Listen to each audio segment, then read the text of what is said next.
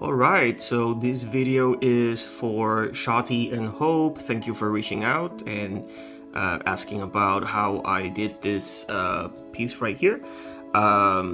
So, first of all, this was the source of inspiration. Actually inspired on this house right here. Is a country house. But of course, I took some liberties, and I'm just going to explain the basic concepts of how you can get to do this. And also what I learned from this source right here. All right, so I'm gonna pull this right here, and I'm gonna show you basically what I did. This is the house right here, and as you know, it opens, and as you can see, my little one already played with it. So the basic concept, the basic concept of doing this, I can think of three basic concepts. So the first one is obviously the base plates.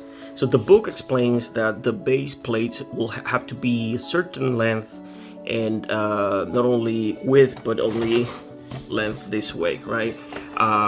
So he was the first challenge. I didn't have the plates that the book features, so I had to basically connect four different plates, which presents a challenge because you don't want to start putting stuff inside the floor of the house, as you can see, because you don't really know how everything is gonna look like. So I had to somehow connect these two plates in each side, and that was the first challenge. I didn't have the pieces that the book features. And the magic behind the splitting in two is obviously this piece right here, which obviously pivots everything. And as you can see, this piece is not a perfect half. It's well, doesn't look like half, but it's kind of like more or less. So that was the first challenge, and I solved it the best I could. Obviously the functionality of the house was important, and it as you can see, it worked pretty well. Now here's the other challenge I faced. The second basic important concept behind this house is the roof, and this is the another challenge I faced. The picture shows that the roof basically consists of let's say 1, 2, 3, 4 rows of these pieces, and I don't have those pieces. So as you can see, I have to assemble more. The problem with doing this is that, well, it kind of looks the same, but it really is not as sturdy as aligning 4 rows of these big chunky pieces. So I'm gonna show you what I have to do to make this roof work, and it's basically supporting it with these pieces that you're looking at, that they're not even the same color, but it's what I had available.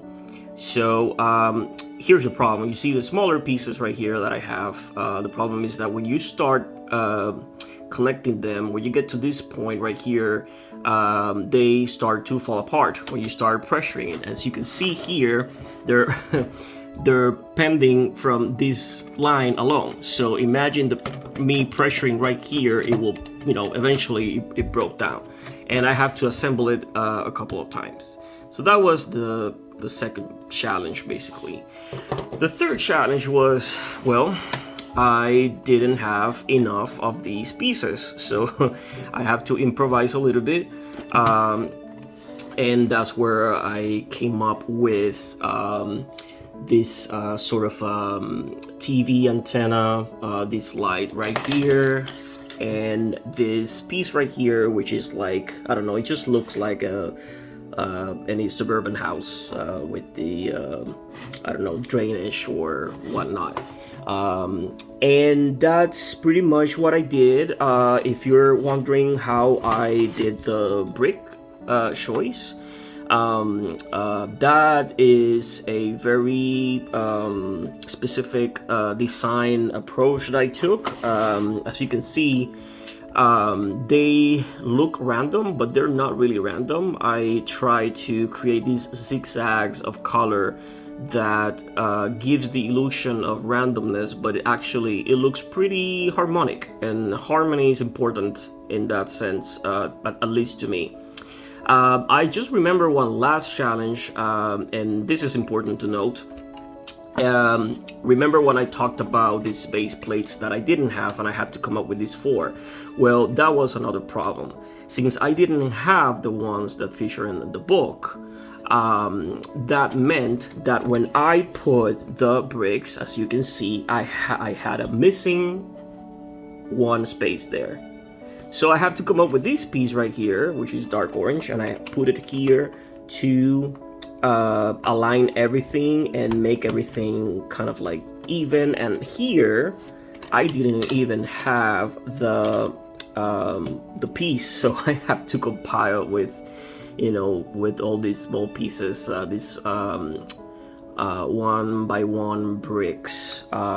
So yeah, a lot of improvisation, but that's what I like about what I do. When I do mocks, I just work with what I have, and I like the challenge, and that is the whole magic behind it. And at the end of the day, I just disassemble everything piece by piece and start over.